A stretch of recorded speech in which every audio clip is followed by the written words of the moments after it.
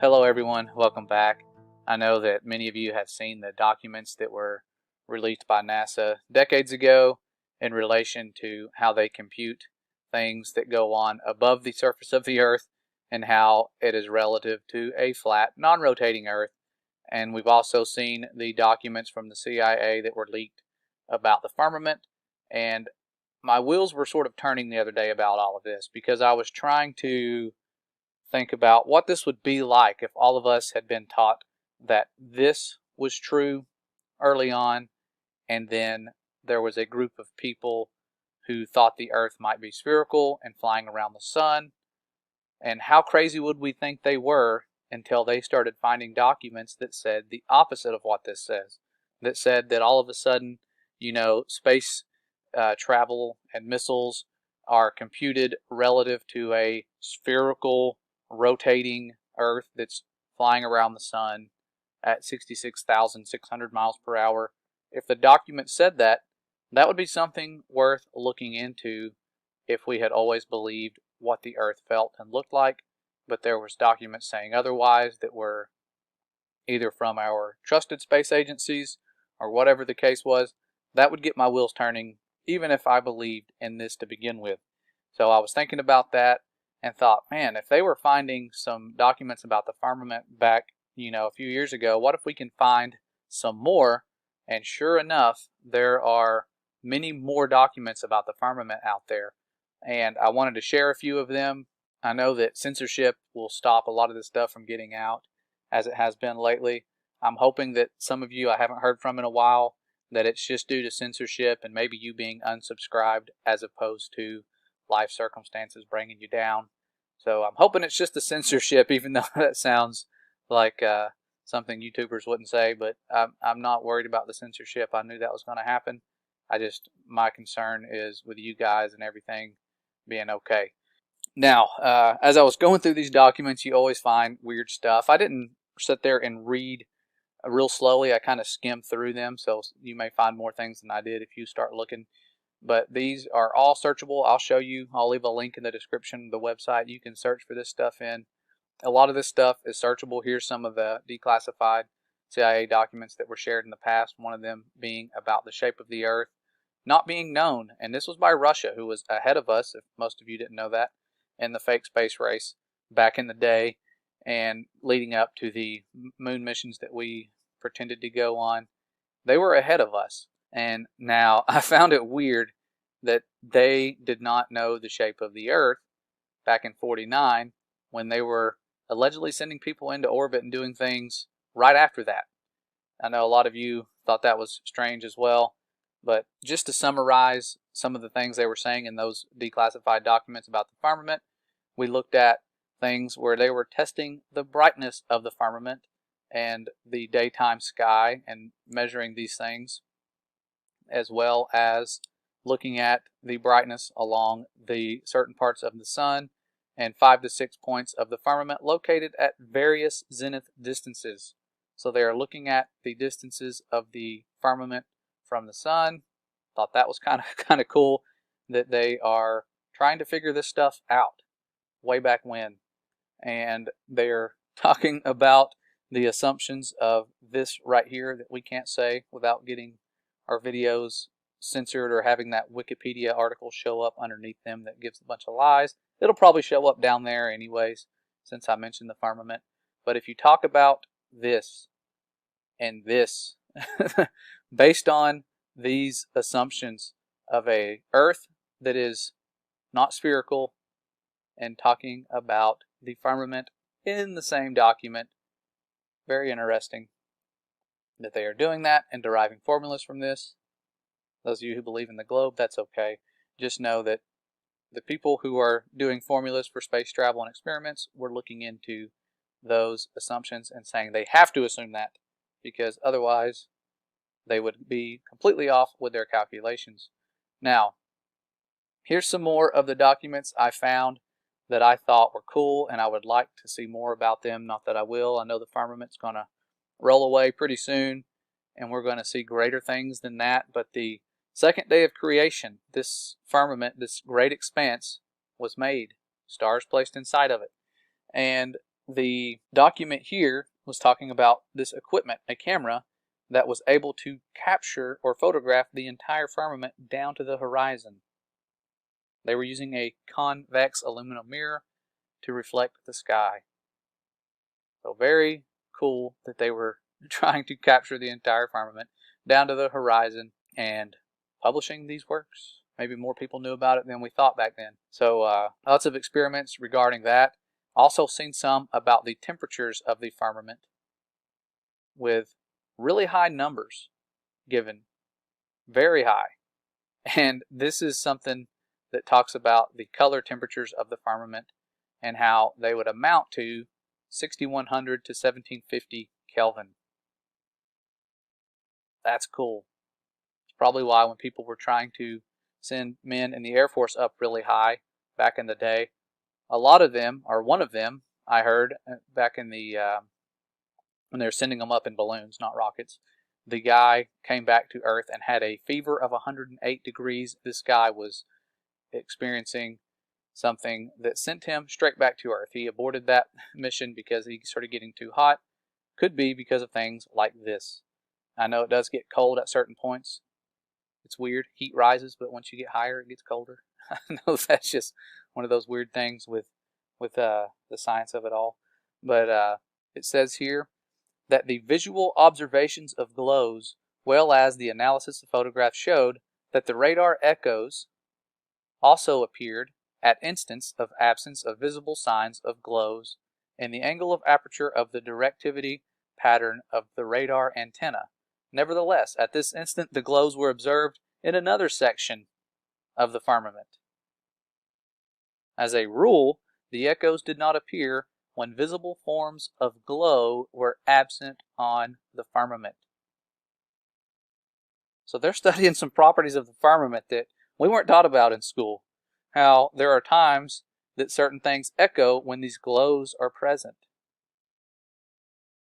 That's extremely fascinating.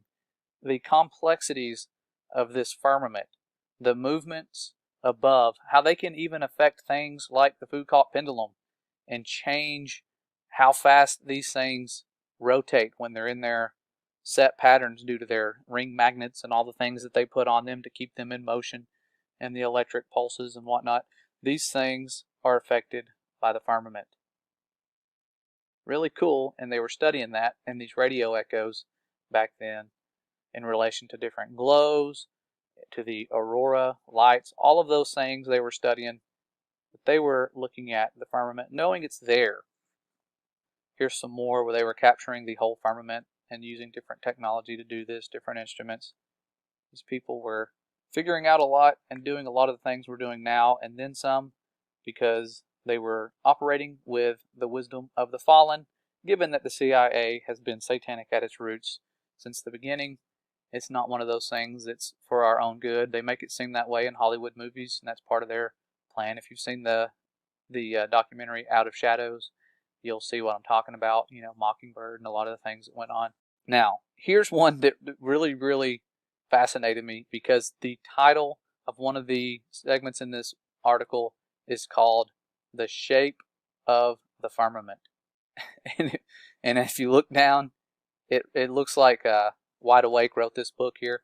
Talks about rings around the sun and the moon, pseudo-suns, pillars, twinklings of stars, rainbows, refraction, distortion of the sun's and moon's disks at the horizon. Weird that they call them disks, kind of like they did like in Enoch. And it says all sorts of different things, you know, the sound audibility of thunder, that echoing off the firmament. Really cool that they were writing this stuff in books. And I tried to locate this book. You can find some of the ebooks that if you look up these titles, and I'm not sure if I found it or one that contains parts of it, but I'll leave this presentation linked in the description so you can sort through what I'm seeing. I have the links on a lot of these slides where you can just go right back to the document. If not, you can go to that website and just type in some of these little titles here and it'll pull it up. This is nothing really to spend a whole lot of time looking into. I just got bored the other night and pulled an all-nighter just reading through some of these things because I was a little obsessed with finding stuff. Trying to find photos is really what I was wanting to do, but I just kept finding these documents and really low quality pictures. A lot of them are scanned in almost like they've been sent through one of those old-timey fax machines. But this one here is another one where it says the increasing the number of panels and completing the circle, the entire firmament could be covered. And this one says the Eros firmament, the passage of the sun is almost 5 times quicker. So the sun's moving faster. They didn't say the earth moves faster at this one place. They said the sun is 5 times quicker. Day passes immediately over into night. The contrast between light and shadow are as pronounced as on the moon. I don't know what the Eros firmament is. I looked into it and found out the word Eros is like those ancient Greek and Rome, backgrounds with the Greek god of love identified by Romans with Cupid or a winged figure. You guys have seen pictures. That's very interesting that they called it at the Eros firmament. The passage of the sun is almost 5 times quicker. Lots of different things there that get your wheels turning. And here's another one yet again of the photos they were taking of the firmament using different technologies. You can kind of read about them. I'm not going to spend a lot of time talking about those. Really cool stuff. And there's a chart I came across that was talking about the distances of the sun. I really wanted to see what they were saying because I know it's probably not what we're taught. But the chart, again, it did not print properly. It'd be cool to locate some of this stuff. And they were looking at the sky brightness. I don't know why that was such a big deal to them, but it was. And they were mapping all this stuff out, doing things that it's not public knowledge today. I know that with what's all going on in the world, this is not a trending topic. I'm not here to put out viral videos. I know with censorship and all of that, that's really impossible anyways. Just wanted to put this out for you guys doing research and the new people that are looking into this stuff and wondering what all have we known about this? Is it even true?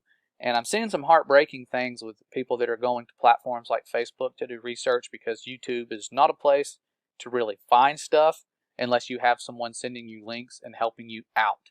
And even then, I've noticed I had to go in and clean up my playlist to where, a third or more of the videos are just gone. The ones that were there, the proofs that we have, the long distance photos and whatnot, a lot of those are just vanishing without a trace, no reason at all. Entire channels being deleted. And it doesn't even show you the name of the video so you can see what it was. It's just gone. And so when I go on Facebook, my brother pointed this out to me that a lot of people were going to those groups and seeing things and asking questions. And people that have been a part of that movement for a while and were able to find that stuff are just kind of somewhat arrogant in their replies, and it sends people away. They'll just post memes. They won't really answer the question exactly because they feel like these people should already know this. And they don't.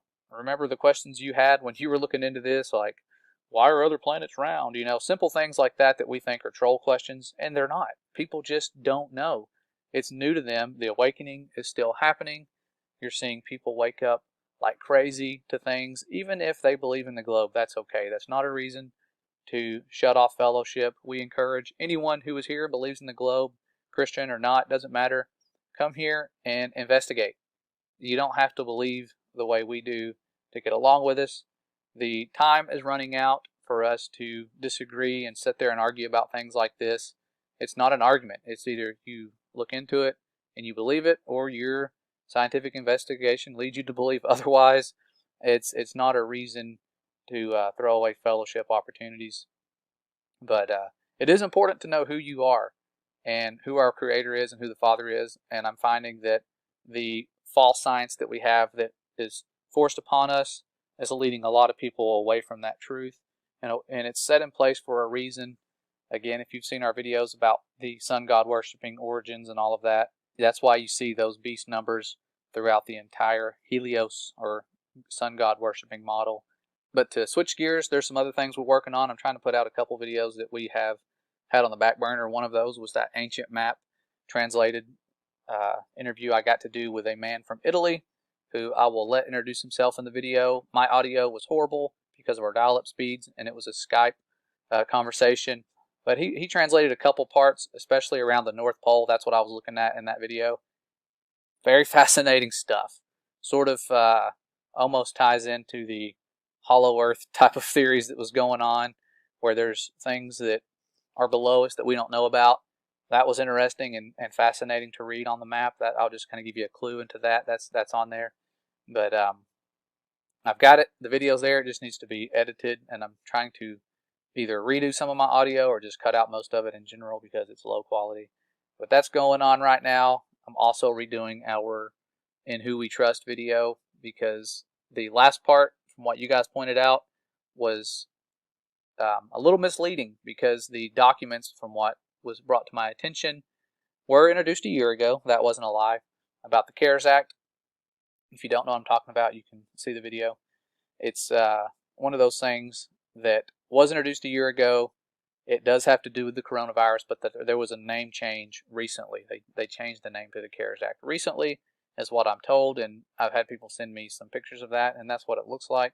I don't know why they would change the wording and name of something like that in Congress so much, but they did.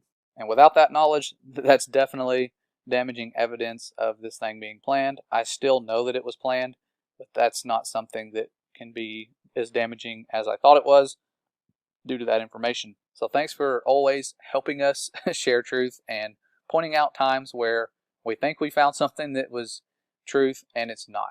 So you guys are definitely appreciated for that aspect of how you contribute to us. So I'll be back soon to show some of that stuff. I'm hoping that I can get that finished in a rather quick format. We've been busy here on the land, farming, doing stuff like that. I know a lot of you are feeling led to plant and grow and collect seeds. I encourage you to do that. I don't know exactly what the future holds. I just know that a lot of us have this feeling of urgency that time is running out and that something's right around the corner. It's not going to be fun to watch for those who are not ready. So do your best to prepare everybody. There's only so much you can do, but do as much as you can so that the people that will listen and it will make a difference in their lives, because a lot's at stake and there are battles going on. And it's one of those things that you can sense it, but to the ones who are operating under those powers of darkness, they know exactly what they're up against.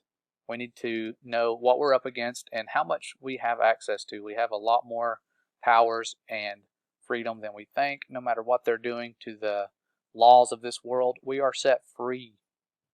We have a Father who is going to gather us up very soon, and He's doing that right now. We're about to get set free out of Egypt once again, and it's one of those things that the world does not want to happen. They like their rule. They like their having control of their little kingdoms, and there's a reason that they killed many of the firstborn to try and stop the Messiah from coming.